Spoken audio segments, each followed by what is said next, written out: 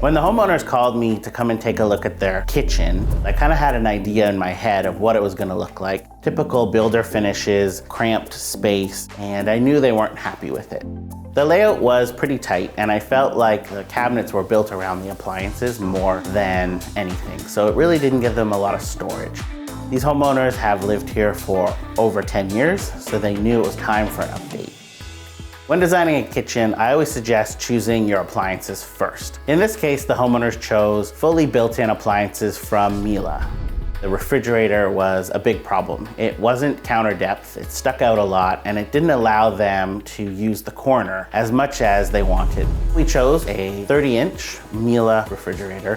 What I like about it is that it's tall instead of deep, so it still gives them lots of space inside the refrigerator, and they can now use the counter beside it.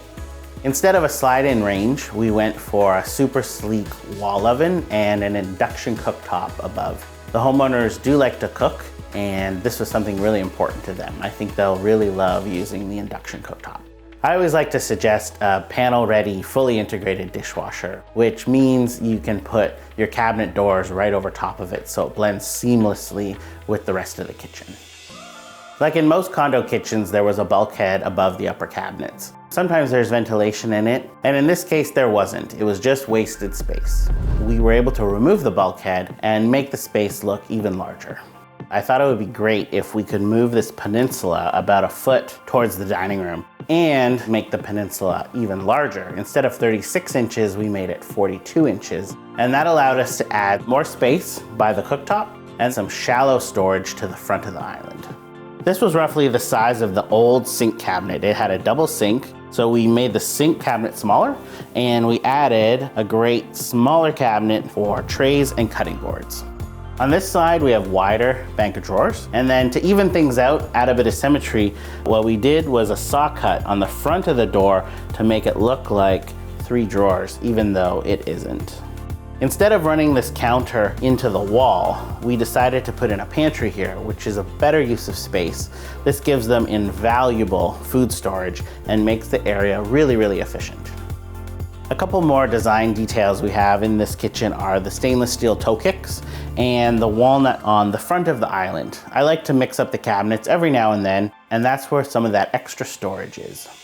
The new finishes in the kitchen are pretty much opposite of everything that was in the old kitchen. We have an amazing Caesarstone countertop. This one is called Fresh Concrete. It's one of my new favorites because it has a honed finish, so it looks very, very organic. The custom cabinets are sprayed Benjamin Moore Oxford White, and I love the door style as well. It's very simple and timeless. One of the finishes I like to choose towards the end of the process is the backsplash because I like to see the countertops and the cabinets in place. We went for a stunning 30-inch by 30-inch porcelain tile that resembles statuario marble. I love to use a material like this on a backsplash because it adds so much interest and it's very easy to keep clean. Lighting, of course, was a major concern in the old kitchen. So in the new kitchen, we added it under the cabinets, over the peninsula, and a more decorative fixture on the ceiling. Condo kitchen renovations can be challenging, but you don't have to reinvent the wheel. With smart planning and timeless finishes, the homeowners now have a functional space they use much, much more.